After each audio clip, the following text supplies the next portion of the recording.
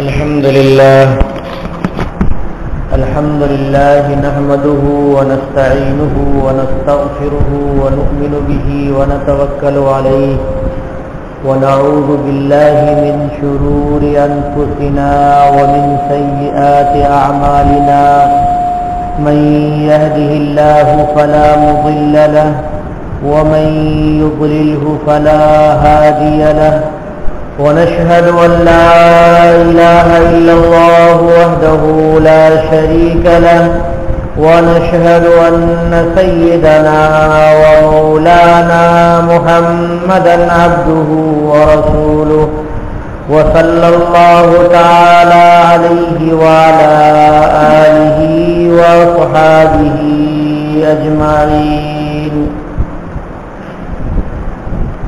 أما بعد فأعوذ بالله من الشيطان الرجيم. بسم الله الرحمن الرحيم. وإذ قال إبراهيم رب اجعل هذا البلد آمنا واجنبني وبني أن نعبد الأصنام رب إنهن أضللن كثيرا من الناس فمن تبعني فإنه مني ومن عصاني فإنك غفور رحيم. آمنت بالله صدق الله العظيم.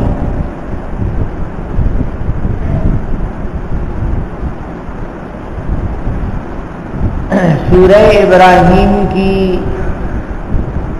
یہ آیتیں 18ویں رکوع میں، یہ پورے رکوع میں جو 8 آیتیں ہیں،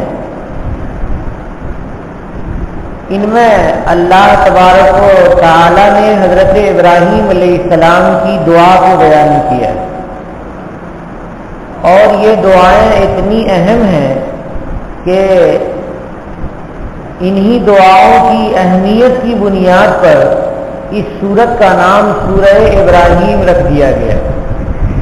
حالانکہ حضرت ابراہیم علیہ السلام کا قصہ یہاں تفصیل سے نہیں بیان کیا گیا ہے. عام طور سے لوگوں کو یہ خیال ہونے لگتا ہے تلاوت سورت کا نام سن کر کے کہ سورہ ابراہیم اس لیے نام رکھا گیا ہے کہ حضرت ابراہیم علیہ السلام کا تفصیلی قصہ ہے. نہیں، قصے کا ایک ضروری اور ایک اہم جز اس میں بیان کیا گیا ہے، اس لیے اس کا نام سورہ ابراہیم رکھا گیا. اور اتنی قیمتی دعائیں ہیں، صرف دعائیں ہیں حضرت ابراہیم علیہ السلام کی، اور بڑی قیمتی دعائیں ہیں. اور آج دعا کی مجلس بھی ہے، تو اس لیے اس مناسبت سے بڑی اچھی آیتوں کا انتخاب ہے. آپ کو حضرت ابراہیم علیہ السلام کا قصہ تو معلوم ہی ہوگا. میں تھوڑا سا یوں بیان کر دوں کہ جب حضرت ابراہیم علیہ السلام نے حضرت اسماعیل کو اور اپنی بیوی ہاجرہ کو، جو حضرت اسماعیل علیہ السلام کی والدہ ہیں، دونوں کو عراق سے لے کر کے چلے اور چلتے چلے گئے. اللہ رب العالمین کا حکم تھا کہ جہاں پر ابھی خانہ کعبہ ہے وہاں پر حضرت ابراہیم اور حضرت اسماعیل علیہ السلام کو بسانا تھا، پہنچانا تھا. وہ کیوں پہنچانا تھا؟ اس گھر کو آباد کرنے کے لیے، خانہ کعبہ کو آباد کرنے کے لیے. حضرت آدم علیہ السلام جب زمین پر تشریف لائے تو ہندوستان کا علاقہ ایک سراندیپ کہلاتا ہے. جانتے ہوں گے آپ حضرات سراندیپ اب غالباً ہندوستان کے نقشے میں نہیں ہے، لیکن پہلے ہندوستان 8 ملکوں، آج کے موجودہ 8 ملکوں پر مشتمل تھا. تو سراندیپ کے علاقے میں حضرت آدم علیہ السلام تھے. یہ تفسیری روایتیں ہیں، تاریخی اور تفسیری روایتیں ہیں، حضور نے نہیں بیان کی ہیں. تو وہاں سے اللہ کے نبی حضرت آدم علیہ السلام کو خصوصی طور پر فرشتوں نے اٹھا کر کے اور مکہ مکرمہ پہنچایا، جہاں آج خانہ کعبہ ہے وہاں پہنچایا۔ اب اللہ تبارک و تعالیٰ کے نبی ہیں اور نبی کے معجزے بھی ہیں۔ اس زمانے میں تو وہ ہوائی جہاز سے نہیں جا سکتے تھے اور پانی کا جہاز بھی نہیں تھا، تو کیسے جاتے؟ تو اللہ تبارک و تعالیٰ نے خصوصی فرشتوں کو حکم دیا کہ حضرت آدم علیہ السلام کو مکہ مکرمہ پہنچاؤ۔ تو سراندیپ سے حضرت آدم علیہ السلام مکہ مکرمہ پہنچائے گئے۔ وہاں پر اللہ تعالیٰ نے کہا کہ یہ جگہ ہے جہاں خانہ کعبہ ہے، اور یہ وہی جگہ ہے جو بالکل سیدھ میں 7ویں آسمان کے اوپر بیت المعمور ہے، آباد گھر، معمور مانے آباد، اس گھر کو فرشتوں نے آباد کر رکھا ہے۔ تو اسی کے بالکل سیدھ میں نیچے انسان کے آباد کرنے کا، انسان کی آبادی کا گھر اللہ تعالیٰ نے بنایا کہ سارے انسان وہاں جائیں اور اس کو آباد کریں، عبادتوں کے ذریعے سے، رکوع کے ذریعے سے، سجدوں کے ذریعے سے، طواف کے ذریعے سے، دعاؤں کے ذریعے سے اس گھر کو آباد کریں۔ تو بیت المعمور کے بالکل سیدھ میں حکم ہوا کہ یہاں پر آپ گھر بنائیے۔ تو حضرت آدم علیہ السلام نے اس گھر کو بنایا۔ آدم علیہ السلام کے بچے پیدا ہوتے رہے اور ان سارے بچوں نے اس گھر کا طواف کیا اور اس گھر میں عبادت کی۔ تو گویا کہ اولین گھر، اول بیت وضع للناس ببکہ مبارکن، پہلا گھر جو مکہ میں، مکہ کو بکہ کہتے تھے پہلے، با سے بکہ کہتے تھے۔ آج بھی مکہ کے لیے جو ٹیکسی پہ بٹھانے والے اور بس پہ بٹھانے والے ہوتے ہیں، وہ مکہ مکہ میم سے بولتے بولتے جیسے لگے گا آپ کو کہ بکہ بکہ بول رہے ہیں۔ تو میم اور با کا مخرج یہی ہے، ہونٹ ہے، تو وہ کبھی دبا کے بولے تو مکہ ہو جاتا اور بغیر دبائے بولے تو بکہ ہو جاتا۔ تو اول بیت وضع للناس،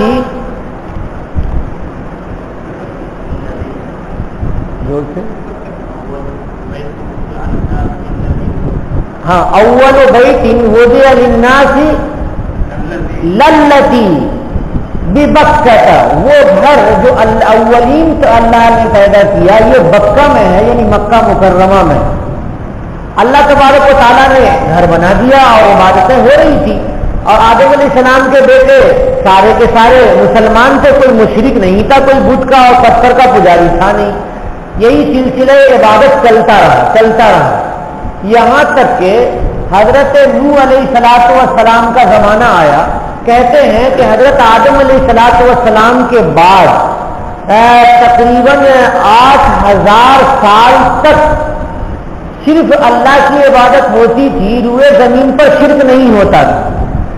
اس کے بعد شرک شروع ہوا، اور میں نے بتایا کہ وہ محبت میں شرک شروع ہو گیا کہ تمہارے دادا ہیں، انتقال ہو گیا ہے، تو پتھر میں ان کے چہرے وہرے بنا کر کے سامنے رکھ دو، تو لوگوں نے رکھ دیا، اور پھر محبت میں اس کو چومنے لگے اور محبت میں اس کو رنگ ٹھیک کر دیا وغیرہ وغیرہ۔ تو اس کے بعد عبادت وغیرہ شروع ہو گئی۔ تو جب حضرت نوح علیہ السلام کا زمانہ آیا تو اب پوری دنیا کو غرق ہو جانا تھا، اللہ کا حکم ہو گیا، حضرت نوح علیہ السلام کی دعا قبول ہو گئی۔ تو اللہ تعالیٰ نے خانہ کعبہ کو وہاں سے اٹھا لیا تاکہ خانہ کعبہ غرق نہ ہو اور خانہ کعبہ کی بے ادبی نہ ہو، بے ادبی کہتا ہوں، نام و نشان مٹ نہ جائے۔ تو اللہ نے وہاں پر نشان تو باقی رکھا گھر کا، لیکن اصل گھر کو اٹھا لیا اپنے عذاب میں مبتلا ہونے سے۔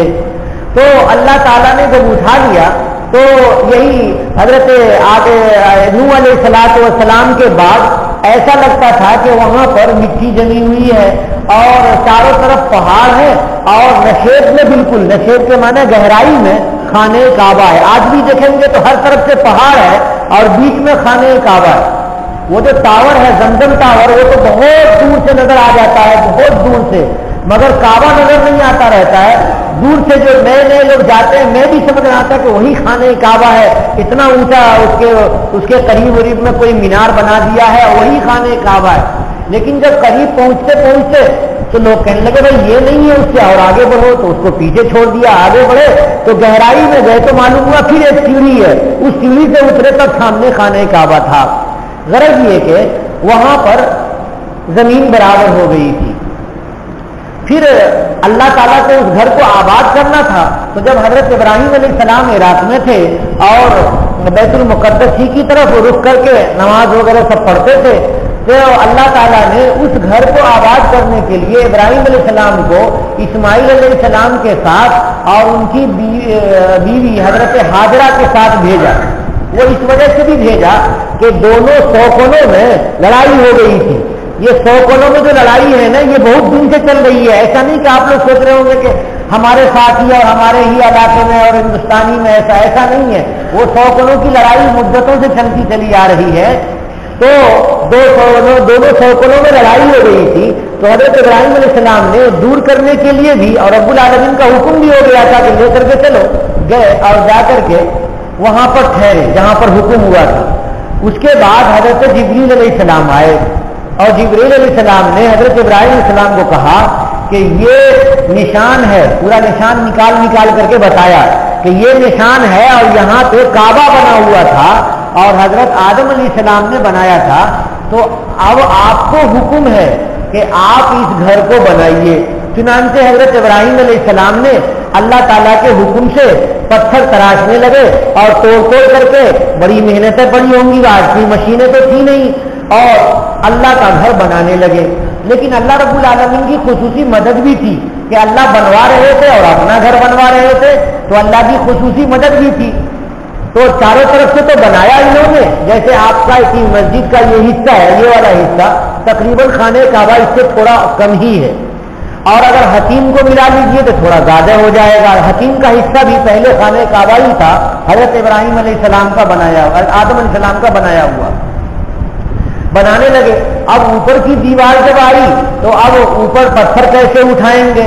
تو اللہ تعالیٰ نے ایک خودکار لفٹ بنا دیا، اور وہ ہے مقام ابراہیم، ابراہیم علیہ السلام کے کھڑے ہونے کی جگہ۔ تو ایک پتھر پہ حضرت ابراہیم علیہ السلام کھڑے ہوتے تھے، اسماعیل علیہ السلام پتھر اٹھا کر کے ان کو دیتے تھے، اور یہ اٹھ کر کے یہ رکھنا چاہتے تھے تو وہ پتھر ہی اٹھ جاتا تھا اور اٹھ کر کے اور وہاں پہنچ جاتا تھا، وہاں پتھر رکھتے تھے اور یہ اللہ کا لفٹ پھر وہ نیچے ہو جاتا تھا۔ تو آج بھی کہتے ہیں کہ حضرت ابراہیم علیہ السلام کے پیر کا نشان ہے۔ میں نے بھی دیکھنے کی کوشش کی، مگر وہ خوردبین بڑا کر کے دکھنے والا جو شیشہ ہوتا ہے وہ لگا ہوا ہے، تو بہت زیادہ کلیئر دکھا نہیں، لیکن اتنا محسوس ہوا کہ کوئی اتنا بڑا کا پیر لگ رہا ہے کہ وہ پتھر کے اوپر ہے اس کا نشان۔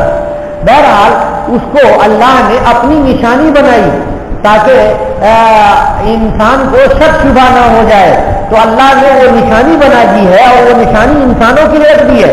اور حضور اکرم صلی اللہ علیہ وسلم کو اللہ نے قرآن پاک میں ارشاد فرما دیا، حکم دے دیا ہے، وَاتَّخِذُوا مِن مَّقَامِ إِبْرَاهِيمَ مُصَلًّى، ابراہیم علیہ السلام کے جو ٹھہرنے کی جگہ ہے اس کو مصلی بنائیے۔ تو پہلے تو مقام ابراہیم خانہ کعبہ کے بالکل قریب میں رکھا ہوا تھا، لیکن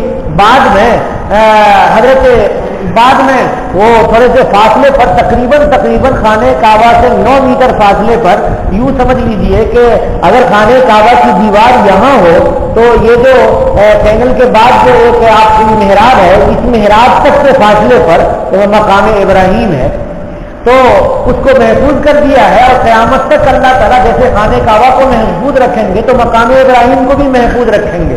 اور طواف کرنے والے جاتے ہیں، بھیڑ ہوتی ہے اس میں، وہ چاہتے ہیں کہ حکومت چاہتی ہے کہ طواف کرنے والوں کی کو پریشانی ہوتی ہے، وہاں پہ رکنا پڑ جاتا ہے، تو اس کو اٹھا کے کہیں اور رکھ دیں یا اندر رکھ دیں، تو اس کے لیے کوئی رضامندی نہیں ہے اور ہونا بھی نہیں چاہیے۔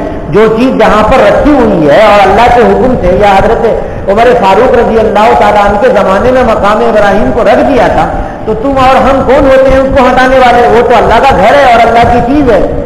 بہرحال یہ شعائر اسلام میں داخل ہے۔ تو حضرت ابراہیم علیہ السلام نے وہ گھر اللہ تعالیٰ کا بنایا، اور اسی گھر کے قریب میں رہنے بھی لگے. حضرت اسماعیل اسلام بھی رہنے لگے. جب رہنے سہنے لگے تو اللہ تعالیٰ کا حکم ہو گیا حضرت ابراہیم علیہ السلام کو کہ وہ گھر اب آباد ہو گیا ہے تو بیوی کو اور بیٹے کو چھوڑ دیجیے اور آپ وہاں سے پھر اپنے گھر عراق چلے جائیے. تو حضرت ابراہیم علیہ السلام اٹھے اور اس کے چلنے لگے.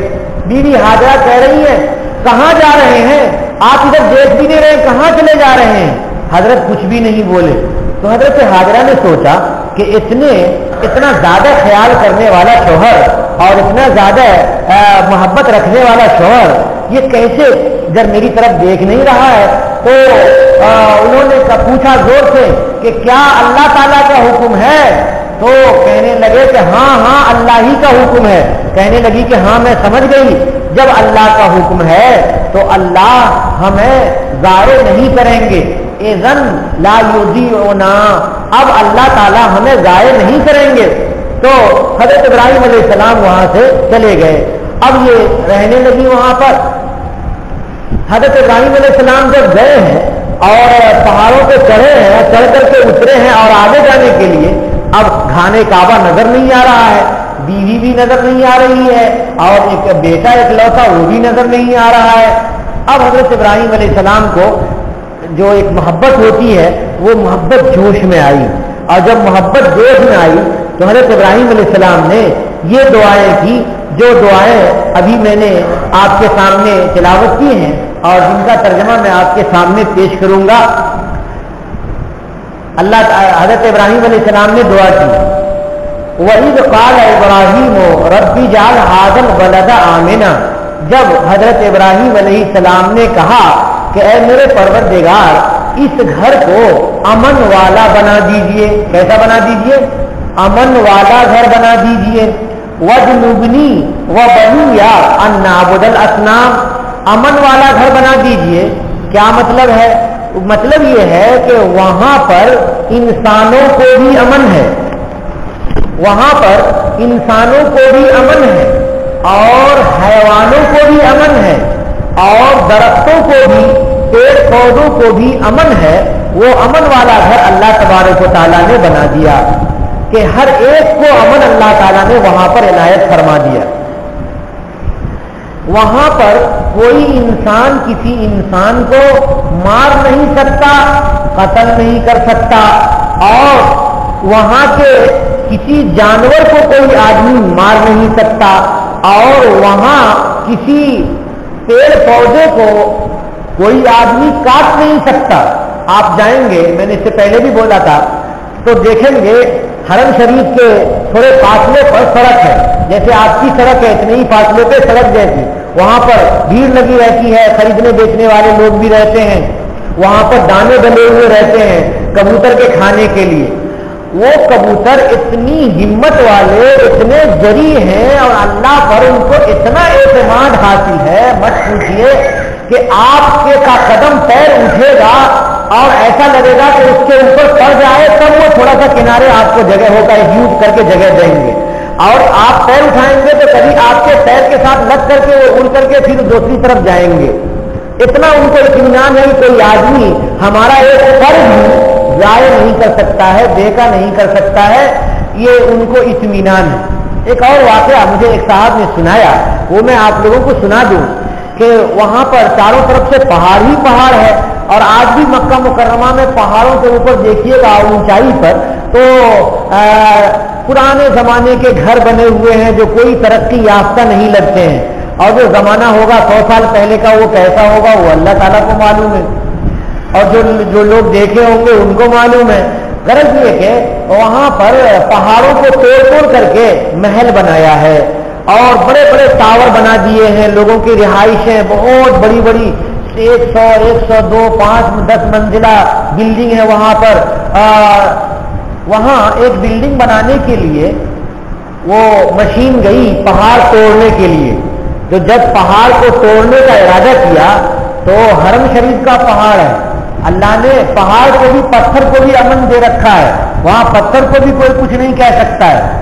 تو پتھر ہلنے لگا, پورا پہاڑ ہلنے لگا, جیسے کہ وہ کہہ رہا ہو کہ ہمیں جب اللہ نے امن دیا ہے اور حرم میں رکھا ہے اور بیت اللہ کا قرب دیا ہے، تو تم کیوں مجھے توڑ رہے ہو اور کیوں یہاں سے اٹھا کر کے کہیں اور جا کر کے رکھ دو گے؟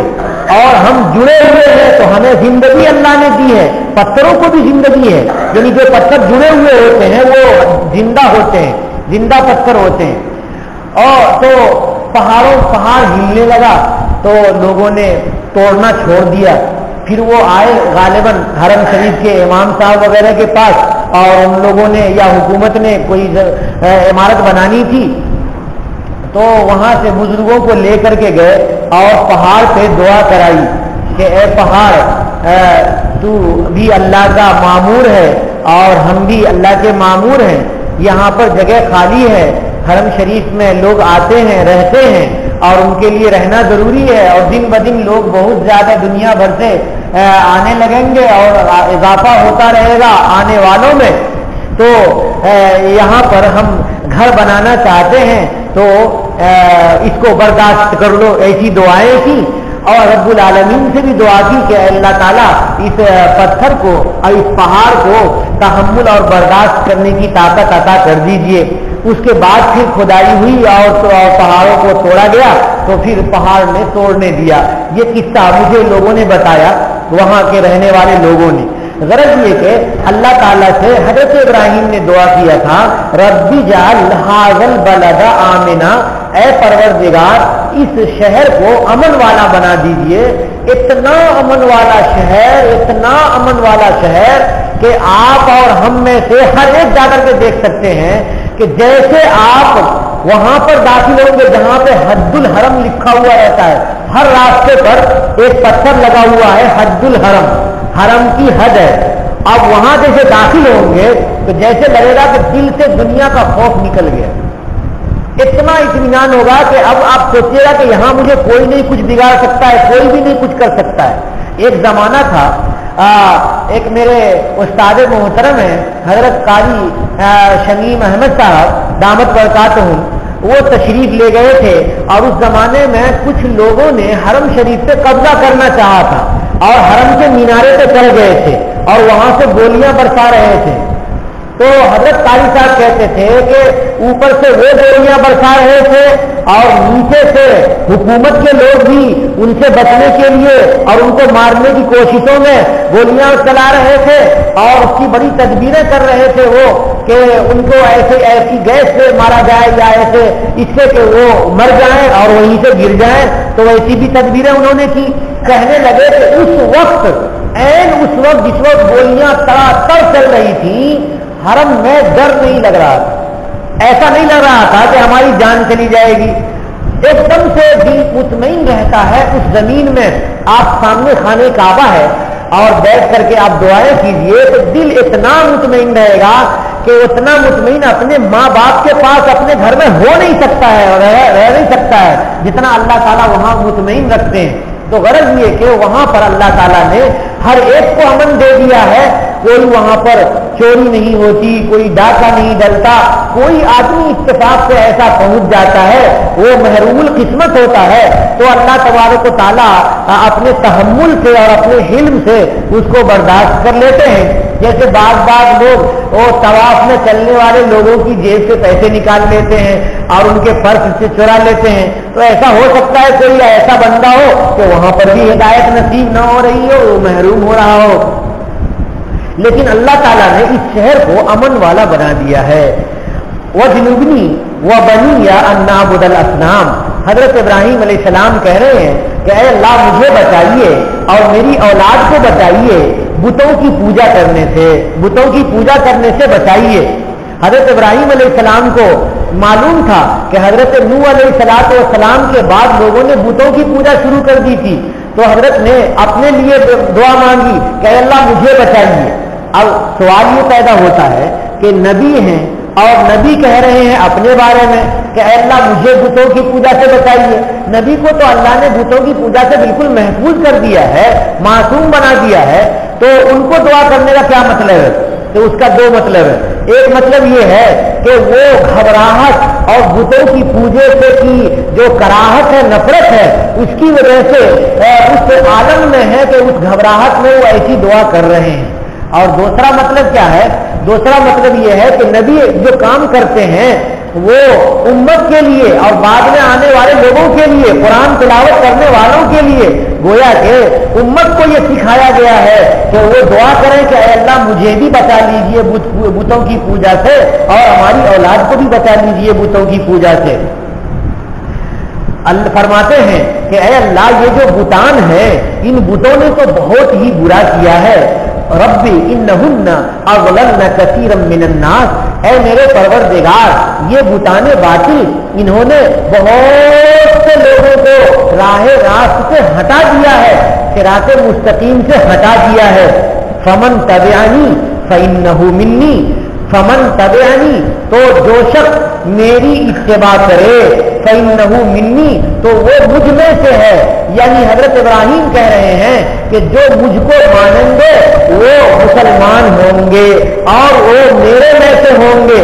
تو قیامت تک حضرت ابراہیم علیہ السلام کو کے ماننے والے لوگ موجود ہیں، دوسرے ادیان میں بھی تو ہے موجود، لیکن وہ گمراہ ہیں، اور مسلمان جو مانتے ہیں یہ مکمل حضرت ابراہیم علیہ السلام کو نبی ہونے کی حیثیت سے اور نبی کے باپ ہونے کی حیثیت سے مانتے ہیں۔ تو کہہ رہے فإنہ منی، وہ میرے میں سے ہیں، ومن عصانی وفإنک غفور رحیم، اور اے اللہ جو لوگ میری نافرمانی کر رہے ہیں تو اے اللہ جو لوگ میری نافرمانی کریں، یعنی وہ توحید پہ قائم نہ رہیں اور وہ صلاح اور تقوی پہ قائم نہ رہیں، تو اللہ فإنک غفور رحیم، اے اللہ آپ معاف کرنے والے ہیں اور آپ رحم کرنے والے ہیں، آپ معاف کر سکتے ہیں اور آپ رحم کر سکتے ہیں۔ یہاں پر مفسرین نے لکھا ہے کہ حضرت ابراہیم علیہ السلام کو پہلے معلوم نہیں تھا کہ اللہ تبارک و تعالیٰ مشرک کو معاف نہیں کریں گے، شرک کو اللہ تعالیٰ معاف نہیں کریں گے۔ ان اللہ لا یغفر ان یشرک بہ ویغفر ما دون ذلک لمن یشاء، اللہ تبارک و تعالیٰ شرک کرنے کو تو معاف نہیں کریں گے اور بقیہ سارے گناہ معاف کر دیں گے، اس لیے انسانوں کو شرک سے بچنا چاہیے۔ اور شرک کا مطلب ہے کہ غیر کو اللہ مان لینا، یا غیر سے مرادیں مانگنا، یا غیر کو سجدہ کرنا، یا غیر کو نافع اور ضار بنا لینا۔ یہ جو غیر مقلدین آپ لوگوں کو کہتے ہیں نا کہ یہ سارے مقلدین مشرک ہیں اور حنفی مشرک ہیں جو کہتے ہیں، یہ شرک مراد نہیں ہے، یہ شرک تو ان غریبوں پہ خود لوٹ کر کے چلا جاتا ہے اور خود ان یہ مشرک ہو جاتے ہیں، اس لیے گھبرانے کی بات نہیں ہے، ان کے کہنے سے آپ مشرک نہیں ہو جائیں گے، ہم مشرک نہیں ہو جائیں گے۔ تو اللہ تبارک و تعالیٰ نے جب یہ بتا دیا کہ شرک کو اللہ معاف نہیں کریں گے، اس سے پہلے کی دعا ہے یہ، تو فمن آسانی کا مطلب یہ ہے کہ یہاں عصیان سے عام عصیان مراد ہے، چاہے وہ شرک ہو یا شرک کے علاوہ دوسری نافرمانی اور گناہ ہو۔ تو ایسی صورت میں اشکال ہوگا، اور اس کا جواب یہ ہے کہ یہ اس وقت کی دعا ہے، اگر شرک بھی اس میں شامل ہے تو یہ اس وقت کی دعا ہے جب حضرت ابراہیم علیہ السلام کو معلوم نہیں تھا، وحی کے ذریعے بتایا نہیں گیا تھا۔ اس کے بعد حضرت ابراہیم علیہ السلام بہت گھبرا گئے کہ بیوی بھی ہے بیچاری وہیں پر اور بیٹا بھی ہے وہیں پر، اور وہاں کھیتی ویتی بھی نہیں ہے کہ کھیتی کر کے وہ کچھ کھا پی لیں اور کچھ غلے ولے اگا لیں۔ تو اللہ تعالیٰ کے نبی نے یہ دعا نہیں کی کہ اے اللہ وہاں کھیتی ویتی صحیح کروا دیجئے کہ یہ سب کھیتی کر کے اور غلے اگا کر کے کھائیں، نہیں، اس لیے کہ اس میں تو کافی محنت پڑے گی۔ تو حضرت ابراہیم علیہ السلام نے بغیر محنت والی دعا کر دی کہ کھیتی بھی نہ کرنی پڑے اور سب کو رزق بھی ملتا رہے۔ کھیتی کریں گے تو عبادت کرنے کا وقت کم ہو جائے گا، تو وہاں پر رہ کر کے اللہ ہی کی عبادت کریں گے تو بہت زیادہ عبادت کر لے جائیں گے۔ تو فرماتے ہیں حضرت ابراہیم، دیکھیے، ربنا انی اسکنت من ذریتی بواد غیر ذی زرع عند بیتک المحرم، اے اللہ میں نے ٹھہرا دیا ہے اپنی نسل کو، اپنی اولاد کو ایسی وادی میں جو کھیتی والی نہیں ہے، وہاں پر زراعت وغیرہ نہیں ہے، آپ کے پاک گھر کے پاس، آپ کے قابل احترام گھر کے پاس۔ وہ قابل احترام گھر کون ہے؟ کھانے آگے بیٹھتے ہو تو بتانا پڑے گا، وہ کون ہے پاک گھر؟ سب سے قابل احترام گھر کون ہے؟ وہ خانہ کعبہ دھیان دے کے سننا. ربنا لیقیموا الصلاۃ فاجعل افئدۃ من الناس تهوی الیہم وارزقهم من الثمرات لعلهم یشکرون. کیا شاندار قسم کی دعا ہے. فرماتے ہیں حضرت ابراہیم علیہ السلام, اے اللہ ہم نے جو ان کو ٹھہرایا ہے یہ کھانے پینے پہننے اوڑھنے اور مزے لینے کے لیے نہیں, ہم نے جو ان کو ٹھہرایا ہے لیقیموا الصلاۃ تاکہ یہ نماز قائم کریں.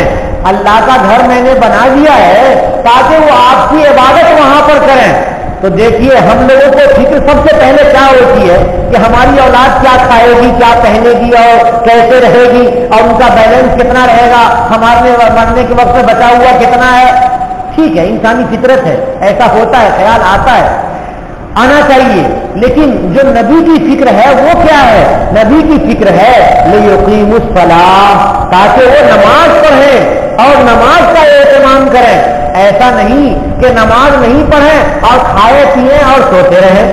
اس کے بعد کیا کہا, اے اللہ یہ تو اکیلے ہیں, وہاں پر ماں ہے اور بیٹا ہے, اے اللہ ان کو آبادی کی ضرورت ہے اور محلے اور پڑوس کی ضرورت ہے کہ انسان کو انسان کے ساتھ ہی رہ سکتا ہے. تو اے اللہ لوگوں کے دلوں کو ایسا کر دیجئے کہ ان کی طرف مائل ہو, لوگوں کے دل ان کی طرف مائل ہو. فجعل افئدۃ من الناس, اے اللہ بنائیے لوگوں سے چند لوگوں کے دلوں کو جو مائل ہو ان کی طرف. چنانچہ اللہ تبارک و تعالیٰ کے بندے وہاں پر آنے لگے, وہاں سے جانے آنے لگے. تو ایک قبیلہ جرہم کے لوگ آئے اور انہوں نے کہا کہ ہم یہاں ٹھہرنا چاہتے ہیں. تو حضرت ہاجرہ نے کہا کہ ٹھہر جاؤ, لیکن یہ جو کنواں ہے اس پر میرا کنٹرول رہے گا, کیونکہ بڑی مشکل سے یہاں پہ پانی جاری ہوا ہے, اللہ نے جاری کیا ہے.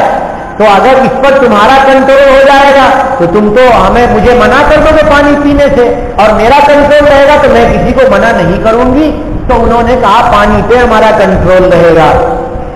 کہتے ہیں مفسرین کہ اگر اللہ تعالیٰ فجعل افئدۃ الناس کہتے, من الناس نہ کہتے, من الناس کے معنی چند لوگوں کے دلوں کو مائل کر دیجئے, تو چنانچہ آج پوری دنیا میں مسلمانوں کا دل اس کی طرف مائل ہے, اور جو پچھلے انبیاء کے ماننے والے ہیں چاہے وہ گمراہ ہیں, یہود ہیں, نصارہ ہیں, ان سب کا دل بھی خانہ کعبہ کی طرف مائل ہوتا ہے اور شدت سے مائل ہوتا ہے. تو فجعل افئدۃ من الناس, اے اللہ لوگوں کے چند لوگوں کے دلوں کو. فرماتے ہیں کہ اگر افئدۃ الناس کہہ دیتے تو پوری دنیا کے سارے انسان وہاں پہ پہنچ جاتے اور ساری دنیا کے انسانوں کے دلوں کو وہاں پر کشش محسوس ہو جاتی. تو اللہ کے نبی صلی اللہ علیہ وسلم نے من الناس کہا تو اس میں خاص لوگ, خاص بندے مراد ہوئے. اس کے بعد کیا کہا, وارزقهم من الثمرات, اور ان کو پھلوں کا رزق عطا کیجیے. ثمرات کے معنی پھل, یعنی ان کو سیب دیجیے, سنترا دیجیے, آم دیجیے, انناس دیجیے, موسمی دیجیے, اور بادام دیجیے, اور کاجو دیجیے, وغیرہ وغیرہ بہت سارے ڈرائی فروٹ, اور جو غیر ڈرائی فروٹ ہے وہ سارے کے سارے دیجیے ان کو. ایک مطلب تو یہ. ثمرہ کا دوسرا مطلب یہ ہے ہر چیز کا اعلیٰ, ہر چیز کا خلاصہ, ہر چیز کی اعلیٰ کوالٹی. اتنا تو سمجھ گئے نا, ہر چیز کی جو فرسٹ کوالٹی ہوتی ہے وہ ثمرہ ہوتی ہے. تو اللہ تعالیٰ سے دعا کر رہے ہیں کہ دنیا میں جتنی چیزیں ہیں ان ساری چیزوں میں جو فرسٹ کوالٹی ہے, ہائی کوالٹی, ہائیسٹ کوالٹی, اسے اے اللہ وہاں پہنچا دیجئے اور ان لوگوں کو وہی رزق عطا کیجئے. یہی وجہ ہے کہ دنیا کی ساری چیز وہاں پر مل جاتی ہے. ہم لوگ اپنے علاقے میں بہت ساری چیزیں نہیں پاتے ہیں, مگر آپ مدینہ چلے جائیے اور مکہ چلے جائیے تو دنیا کی ساری چیزیں آپ کو مل جائیں گی. طائف کی پہاڑی کے اوپر چلے جائیے اور دیکھیے کہ وہاں پر اتنے پھل ہیں کہ ہم نے دیکھا کہ ایک چوڑائی میں کتنی چوڑائی تھی, جیسے کہ آپ کی مسجد میں یہاں سے چینل سے لے کر کے وضو خانے تک کی چوڑائی, اتنی چौڑाई और लंबाई बहुत थी और सारे फल रखे हुए थे, इतने किस्म के फल रखे हुए थे कि उसको गिन नहीं सकते, समझ नहीं सकते। तो रब्बुल आलमीन ने खाने काबा में भी और हरम शरीफ में भी दुनिया के सारे फल और दुनिया की सारी चीजों की हाईएस्ट क्वालिटी को पहुंचा दिया है। वर्ज़ुक़हुम मिनस समरात, और उन्हें रिज़्क़ अता फरमाइए फलों का या हर चीज की हाईएस्ट क्वालिटी का, लअल्लहुम यशकुरून, ताकि ये लोग आपका शुक्र अदा करें। लोग कहें वहां पर कि ऐ अल्लाह, यहाँ तो खेती वेती नहीं है और हमें चावल भी नसीब हो रहा है, यहाँ तो खेती वेती नहीं है, पोल्ट्री फार्म नहीं है और रोटियां भी नसीब हो रही हैं और मुर्गे भी नसीब हो रहे हैं, बकरे भी नसीब हो रहे हैं और बड़े के गोश्त भी हमें नसीब हो रहे हैं, गाय के और भैंस के और ऊंट के और मेढ़ों के और पता नहीं काहे काहे के गोश्त वहां पर पड़े हुए रहते हैं। तो अल्लाह ने हजरत इब्राहिम की दुआ कबूल कर ली। काहे कबूल कर ली? और हजरत इब्राहिम ने क्या कहा? लअल्लहुम यशकुरून, ताकि ये लोग शुक्र अदा करें। तो आज हरम शरीफ में खा करके जितना लोग शुक्र अदा करते हैं अल्लाह ताला का, मैं नहीं समझता हूं कि दुनिया के किसी इलाके में लोग खा के अल्लाह का शुक्र अदा करते होंगे। इधर होटल से आए और खाना खाया और सीधे हरम शरीफ पहुंच गए, अल्लाह का शुक्र अदा किया कि अल्लाह तूने खाना खिला दिया और अल्लाह तेरी इबादत कर रहा हूं। वहां एक कंपनी है, खाने होटल है, उसका नाम है अलबैक। अलबैक, बेकरी नहीं और लब्बैक भी नहीं, लोग उसको लब्बैक पढ़ देते हैं, उसका नाम है अलबैक। अलबैक का खाना सबसे मेयारी रहता है और सबसे सस्ता रहता है। 10 रियाल का खाना होता है उसका, तो उसके साथ वो बिरयानी भी दे देंगे और उसके साथ और भी कुछ लवाजमात होते हैं वो सब भी दे देंगे। और वहाँ पेप्सी लोग बहुत पीते हैं, हालांकि नहीं पीना चाहिए, वो भी तकरीबन 250-300 ग्राम का गिलास होता है, वो भी दे देते हैं, बड़ा सा गिलास रहता है। अच्छी तरह से आदमी 10 रियाल में खा लेता है। उस कंपनी ने क्या कर लिया है, अपने ऊपर लाजिम कर लिया है कि 10 रियाल में से 1 रियाल सदका। अब उस सदके की बरकत से इतने लोग उस अलबैक को पसंद करते हैं। लोग क्या कहते हैं कि लब्बैक पढ़ो, अलबैक खाओ और बैग लेकर जाओ। तो वहां पर इस तरह की बातें करते रहते हैं। तो अब उन्होंने 12 रियाल का खाना कर दिया, तो अब वो 2 रियाल सदका करते हैं और 10 रियाल का खाना होता है। तो वहां पर इतने अच्छे अच्छे खाने, लेकिन अफसोस ये होता है भाइयों, ऐसा नहीं होना चाहिए कि एक आदमी खाना खाने के लिए बैठता है तो 3 आदमी की मिकदार लेकर के बैठता है और 1 तिहाई खाता है, 2 तिहाई फेंक देता है। अगर 5 आदमी बैठे खाने के लिए तो 15 आदमी का खाना होता है वो, और वो खाएंगे और फिर लपेट करके सारा का सारा फेंक देंगे। तो बहुत अफसोस होता है, जितना खाना ये इसमें सऊदिया में फेंका जाता है रोजाना एक दिन के बराबर, वो पूरे इलाके और छोटे छोटे ममालिक के पूरे खर्चे हो जाएंगे जितना वो लोग फेंकते हैं। मेहमान की दावत की उन्होंने, एक मेहमान है 100 आदमी का खाना बना लिया और थोड़ा सा ये खा लिया, थोड़ा सा वो खा लिया, थोड़ा सा वो खा लिया और सारा फेंक दिया। ये बहुत बुरी बात है। अल्लाह ने दिया तो शुक्रिया अदा करने के लिए और ये नाशुक्री हो रही है। लअल्लहुम यशकुरून रब्बना इन्नका ताअलमु मा नुख्फी व मा नु'लिन। ऐ अल्लाह, देखिए कितनी शानदार दुआ है। ऐ अल्लाह, आप जानते हैं उन बातों को जो हम छुपाए हुए हैं। कहां छुपाए हुए हैं? दिल में छुपाए हुए हैं। कहां सोच रहे हैं? दिमाग में सोच रहे हैं। ऐ अल्लाह, आप जानते हैं। हमारे आजू बाजू का कोई नहीं जानता, माँ बाप भी नहीं जानते, दोस्त भी नहीं जानते, लेकिन अल्लाह तबारक व तआला जानते रहते हैं। वमा नु'लिन, ऐ अल्लाह, जो हम जाहिर करते हैं वो भी आप जानते हैं। वमा यख्फा अलल्लाहि मिन शैइ फिल अर्ज़ि वला फिस समा।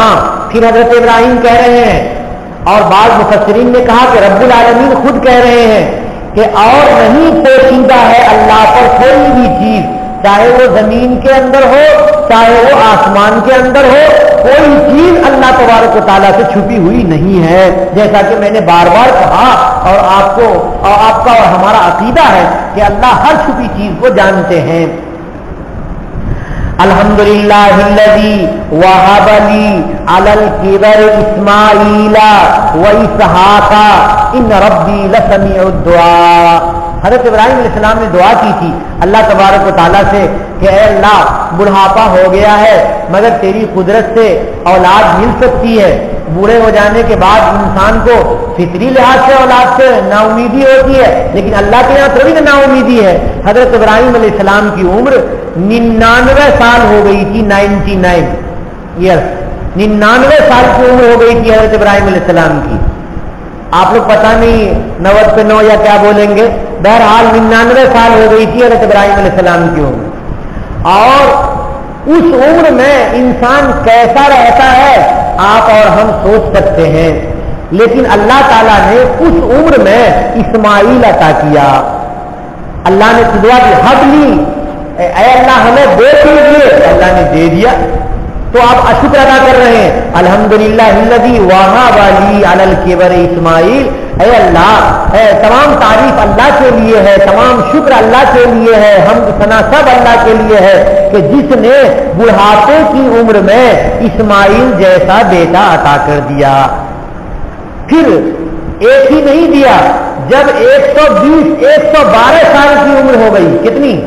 112 سال کی, سمجھ رہے ہو نا, 112 سال کی عمر ہو گئی تو اللہ تعالیٰ نے اسحاق دیا, دوسرے والے بیٹے. اور پھر حضرت اسماعیل علیہ السلام کے ذبح کرنے کا ابھی واقعہ ہے, اس کو نہیں بیان کروں گا, ٹائم زیادہ ہو رہا ہے.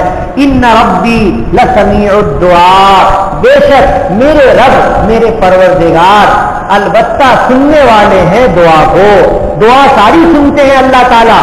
حضرت اسماعیل حضرت ابراہیم نے دعا کی, ساری دعا سن لی, اور یہ جو ساری دعائیں کی ہیں اور ہو رہی ہیں وہ ساری دعائیں اللہ تعالیٰ نے سن لی. پھر اللہ تعالیٰ سے کہہ رہے ہیں کہ اے اللہ سب سے اہم ترین عبادت نماز ہے. کون کہہ رہے ہیں؟ ابراہیم علیہ السلام, کہ سب سے اہم ترین عبادت کیا ہے؟ نماز سب سے اہم ترین عبادت ہے. اے اللہ مجھے بھی نمازی بنا دیجئے, میری اولاد کو بھی نمازی بنا دیجئے. کہ صرف اپنی فکر نہیں ہے, اولاد کی بھی فکر ہے کہ اے اللہ مجھے بھی نمازی بنا دیجئے اور میری اولاد کو بھی نمازی بنا دیجئے. رب اجعلنی مقیم الصلاۃ, اے اللہ مجھے نماز قائم کرنے والا بنا دیجئے. ومن ذریتی, اور میری اولاد کو بھی نماز قائم کرنے والا بنا دیجئے. یہاں پر من استعمال کیا, من کے معنی باغ. اس کا مطلب یہ ہوا کہ حضرت ابراہیم علیہ السلام کو وحی کے ذریعے بتا دیا گیا تھا کہ ساری اولاد نمازی نہیں ہوگی اور کچھ اولاد ایسی ہوگی جو شرک بھی کرنے لگے گی. تو یہ جو تھے عرب میں مکہ مکرمہ کے میں رہنے والے لوگ, یہ سب حضرت نبی کریم صلی اللہ علیہ وسلم کی مخالفت کرتے تھے. یہ ابراہیم علیہ السلام کی اولاد تھے. ابراہیم علیہ السلام کی اولاد ہونے کے باوجود بھی بتوں کی پوجا کرتے تھے اور شرک کرتے تھے. تو وہ اولاد گویا کہ ایسی تھی جن کے حق میں دعا قبول نہیں ہوئی, یا یوں کہیے کہ جن کے لیے حضرت ابراہیم علیہ السلام نے دعا نہیں کی. اللہ کا حکم یہی تھا ربنا وتقبل دعا, اے ہمارے پروردگار ہماری دعا کو قبول فرما لیجیے. اے ہمارے پروردگار, کون دعا قبول کرتے ہیں؟ اللہ کرتے ہیں. تو آج بھی کے ساتھ صرف تقبل دعا بھی کر سکتے ہیں, لیکن اللہ کہتے ہیں ربنا, اے ہمارے پروردگار, اور ہماری دعا بھی قبول کر لیجئے, ہمیں بھی قبول کر لیجئے اور ہماری دعا بھی قبول کر لیجئے. آپ کی ربوبیت کو ہم مانتے ہیں, تسلیم کرتے ہیں. ربنا اغفر لی ولوالدی وللمؤمنین یوم یقوم الحساب. یہ دعا ہم سب لوگ کرتے ہیں, اور اتنی زیادہ کرتے ہیں کہ جو لوگ معنی نہیں جانتے وہ بھی سمجھنے لگتے ہیں. ہمارے امام صاحب تو عربی میں ہی دعا کرتے ہیں, اردو میں تو کرتے نہیں ہیں. ربنا اغفر لی, اے ہمارے پروردگار مجھے معاف کر دیجیے, مجھے بخش دیجیے, ہمارے گناہوں کو معاف کر دیجیے. یہ کون کرے؟ نبی کہہ رہے ہیں ہمارے گناہ کو معاف کر دیجیے. کہاں ہے نبی کا گناہ؟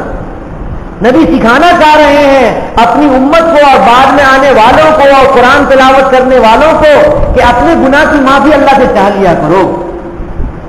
مجھے معاف کر دیجیے اللہ, اور ہمارے ماں باپ کو بھی معاف کر دیجیے. ولوالدی, اور ہمارے ماں باپ کو بھی معاف کر دیجیے اللہ. یہ نبی کی دعا ہے کہ نبی اپنے لیے بھی معافی چاہتے ہیں اور اپنے ماں باپ کے لیے بھی معافی چاہتے ہیں. کہا مفسرین نے کہ حضرت ابراہیم علیہ السلام باپ کے لیے دعا کرتے تھے, آذر بت پرست کے لیے دعا کرتے تھے کہ اللہ مشرک ہے باپ لیکن معاف کر دیجئے، تو اللہ تعالیٰ نے منع کر دیا کہ آپ اپنے باپ کے لیے دعا نہ کریں، اس کو اللہ تعالیٰ معاف نہیں کریں گے۔ تو جب صاف صاف کہہ دیا گیا کہ مشرک ہیں اور ان کو اللہ معاف نہیں کریں گے، تب سے حضرت ابراہیم علیہ السلام نے اپنے والد کے لیے دعا کرنے کو چھوڑ دیا۔ اس سے پہلے کی یہ دعا ہے، اور ہم اور آپ تو ہمارے ماں باپ تو مسلمان ہی ہیں، اس لیے ہم لوگوں کے لیے ضرور دعا قبول ہوگی، تو ہمیں دعا کرنی چاہیے میں ہمارے ماں باپ کو بھی اللہ معاف کر دیجیے۔ وَلِلْمُؤْمِنِينَ، اور مومنین کو بھی معاف کر دی، جتنے ایمان والے ہیں، جتنے ایمان والے گزر گئے، جتنے ایمان والے آئیں گے، سب کو اللہ معاف کر دیجیے، کیونکہ آپ معاف کرنے والے ہیں۔ کب معاف کیجیے؟ جس دن بڑی شرمندگی ہوگی، جس دن بڑی شرمندگی ہوگی۔ غور کیجئے میرے دوستو، ہم اور آپ کتنے بڑے گنہگار ہیں، کیا کیا گناہ کرتے ہیں اور ان گناہوں کو چھپائے رہتے ہیں، باپ کو نہیں بتاتے، ماں کو نہیں بتاتے، دادا دادی کو نہیں، نانا نانی کو نہیں، اور اپنے گاؤں گھر کے پڑوس محلے کے لوگوں کو نہیں، اور کسی کو نہیں ہم بتاتے ہیں، ہم اپنے گناہوں کو چھپاتے ہیں۔ حضرت رابعہ بصریہ رحمت اللہ علیہا فرماتی ہیں کہ اپنی نیکیوں کو ایسے ہی چھپاؤ جیسے اپنے گناہ کو چھپاتے ہو، اپنی نیکیوں کو ایسے ہی چھپاؤ جیسے اپنے گناہوں کو چھپاتے ہو۔ ہم گناہوں کے چھپانے کے لیے ہر تدبیر کر لیتے ہیں، لیکن نیکیوں کو ظاہر کرتے رہتے ہیں، ہم نے یوں کام کیا، ہم نے یوں کام کیا، ہم نے یوں خرچ کیا، ہم نے یوں عبادت کی۔